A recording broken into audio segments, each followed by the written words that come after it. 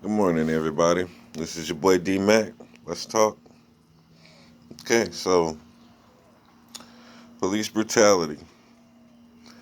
We've seen the George Floyd situation among numerous other situations, but the George Floyd situation in particular set off a chain of events that's opened up a discussion about what's going on in our country. And it's something that we've been shying away from for as long as we could, but now it's come to the point to where we're forced to address this issue. Derek Chauvin yesterday was sentenced to 22 and a half years in prison for the murder of George Floyd. And here today, Big J posted a video of another police officer again, even after this supposed victory, showing him disrespecting man, slapping him in the face. This is something that's not taught in the restraint manual. I've worked in the system where I had to use restraints, and we had to qualify on these restraints all the time and stay current on changes in policy and things like that. And nowhere in there does it say come up and slap a man in the face. So we have to address this. And I want to go from an angle that people don't even often go with this story, because I see it and I understand it for what it is. There's a lot of these police officers that suffer from PTSD. And let me put this disclaimer out right now. I'm not making any excuses for what they're doing or trying to give them an out or a justification. But what I am doing is giving another narrative that would possibly open a door for these people to get the help that they need so that we can grow and move past this type of behavior, because it's something that can probably be fixed. So I'll say this. These officers, they go out here. Well, first they come in with good intentions.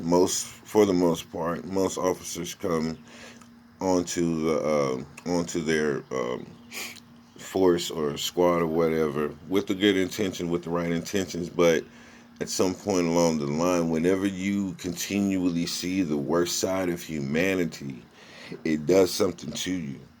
It does something to your psyche. It does something to your trust or your perception of people, because you see the depravity, you see the lack of empathy, you see the crushed aftermath and the damage of a person who's been through something so traumatic that there's probably no coming back or fully recovering from it mentally, and that's from the world standpoint. So when you have these officers who deal with this type of trauma on a regular basis and they don't get any help for it, they don't get any no therapy and things like that to help them to process what they just witnessed, then they're going to shove that stuff in the back of their mind and keep moving and do the same with the next traumatic experience that they have. And they're going to keep on piling these traumatic experiences on top of each other until at some point they have no more room, and something is going to ignite something in them or send out a red flag, and that person is going to react in whatever way they deem necessary. Now, this is the psyche of a person who deals with traumatic stress disorder, whether it's post or during. Um, but yeah, PTSD. And also consider this: these officers, some of them are in the Army National Guard and Army Reserves and other reserve components. And so they do deploy overseas.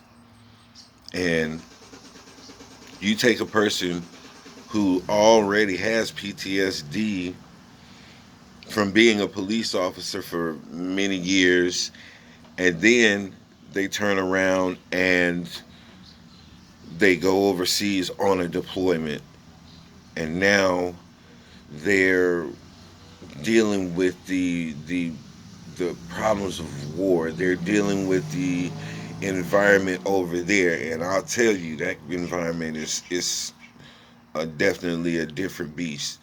And now they come back from that, they're going to hide anything that they have inside if they can, because for one, they're going to go back to their job as a police officer.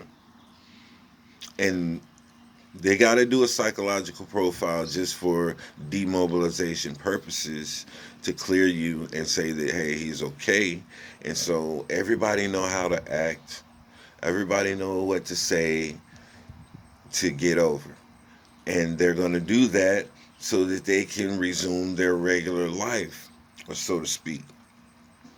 But during this time, in this man's psyche, on top of the PTSD that they've already had from being a police officer out in the streets and dealing with the trauma of those situations, then they go overseas and deal with the mega trauma of that situation, and then come back to their first trauma and go back and try to resume in doing that.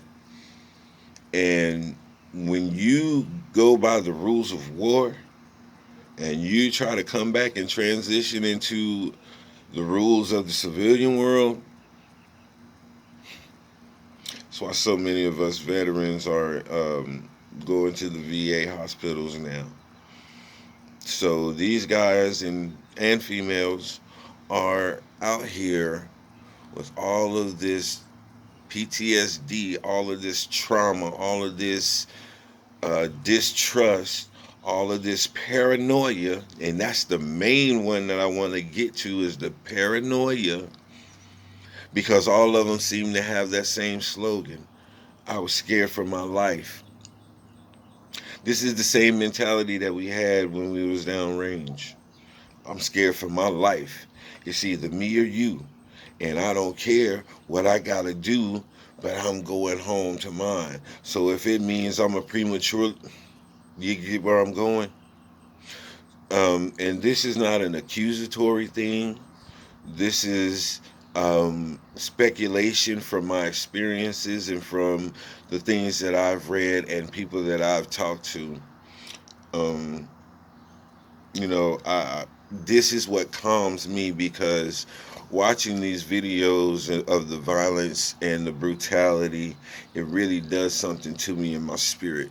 It vexes my spirit, and so I can't watch those types of things, um, because I want to keep my perspective and my vision open, and I don't want to hold it personal against a specific person, because once again, I deal with the spirit of a man and not the actual physical man or woman. So let's take these things into consideration when we're looking at these police brutality cases, and when we sit back and we see what the officer did. Now let's break down that specific officer, because it may not be that whole officer's core. It may just be something individually going on with that person that's causing them to say, I fear for my life, because that's a PTSD statement. That's that paranoia that we have. That's that hypervigilance that we have at all times. That's why we don't have our back to the window.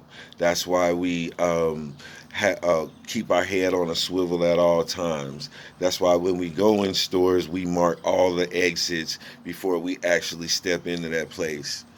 These are things that are caused because of the experiences that we've had, and our experience tells us to always keep your eyes peeled and attention to detail.